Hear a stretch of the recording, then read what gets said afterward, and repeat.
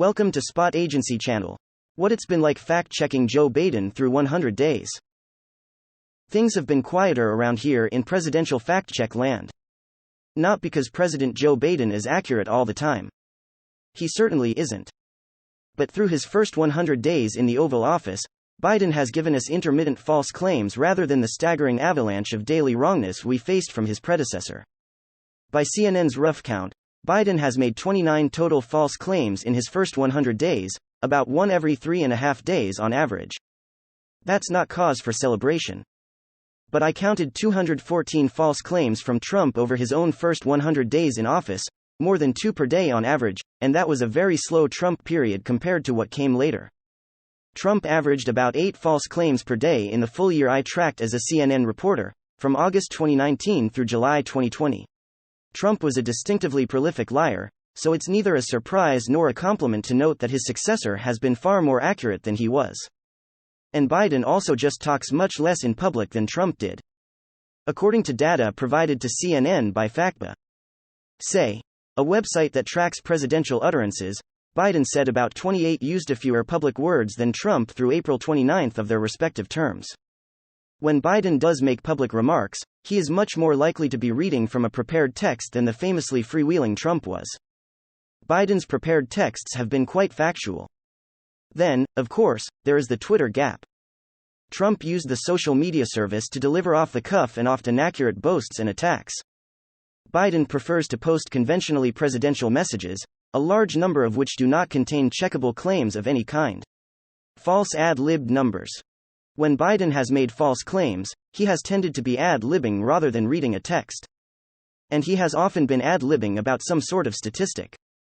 At a CNN town hall in February, for example, Biden claimed that the majority of undocumented immigrants in the U.S. are not Hispanic. Experts put the actual figure at 2/3 or more Hispanic, that China has more retired people than working people, it has hundreds of millions more working people than retired people, that community health centers would be sent 1 million COVID-19 vaccine doses a week. The plan was to send 1 million in the initial phase of the program, not every week, and that the $7.25 per hour federal minimum wage would be $20 per hour today if it had been linked to inflation upon its creation. Biden was not even close, the White House said. Biden got mixed up with another statistic. At a press conference in March, Biden claimed the U.S. was sending back the vast majority of families who arrived at the southern border. While the U.S. was indeed expelling the majority of all migrants encountered at the border, it was sending back less than half of the families in particular. In a March interview with ABC News, during which Biden got 3 statistics wrong, he claimed all of the tax breaks from his pandemic relief law would go to the bottom 60%. The think tank estimate he was referring to actually said that about 67% of the tax benefits, not all of the benefits, would go to the bottom 60%. Wrong on 2 hot-button issues. Biden's false claims have not been limited to numbers. In late March and early April, Biden weighed in on the hot-button issue of the new Georgia elections law.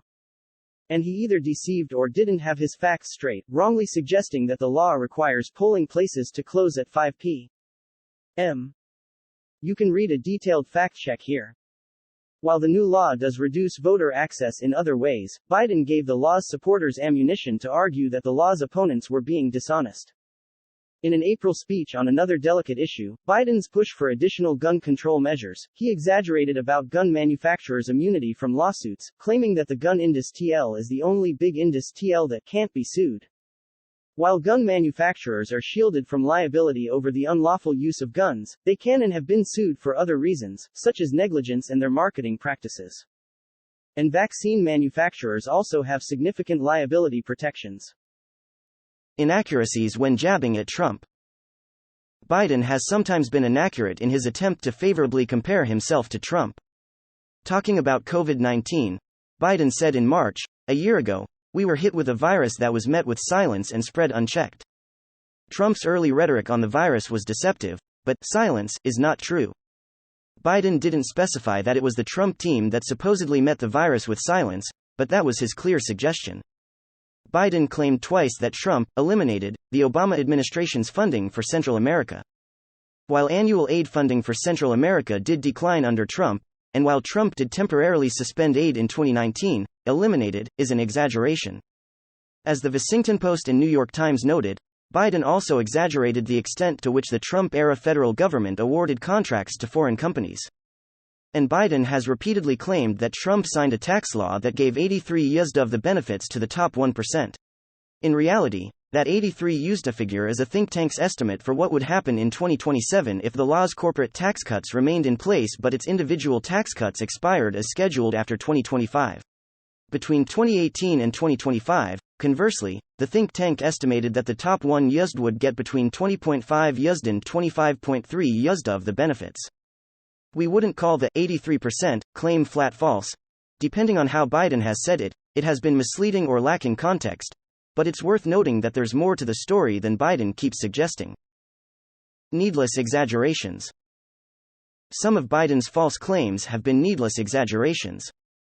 Boasting of how well he knows Chinese President Xi Jinping, Biden claimed 3 times in office that he has traveled 17,000 miles or more than 17,000 miles with Xi. As the Washington Post first noted, that number is nowhere close to accurate. Biden could have accurately made the same point by saying he has spent a lot of time with Xi. Before Biden visited wounded members of the military at Walter Reed National Military Medical Center in January, he claimed to reporters that, as vice president, he had visited the facility every single Christmas. In fact, there is evidence that he went on 5 of the 8 Christmases. He could have demonstrated his commitment to the troops just as well by saying that. In an impassioned flourish at the CNN town hall in February, Biden claimed the U.S. spends almost $9 billion on a tax break for people who own racehorses. Experts have no idea where Biden got that figure for this tax break, and the White House declined to explain. Course corrections. Unlike the Trump White House, Biden's team has often appeared receptive to fact-checking, and sometimes have appeared responsive to it. In my first fact-check of Biden's presidency, in January, I noted Biden was wrong when he told reporters that when he initially announced his goal of 100 million vaccinations in his first 100 days, you all said it's not possible.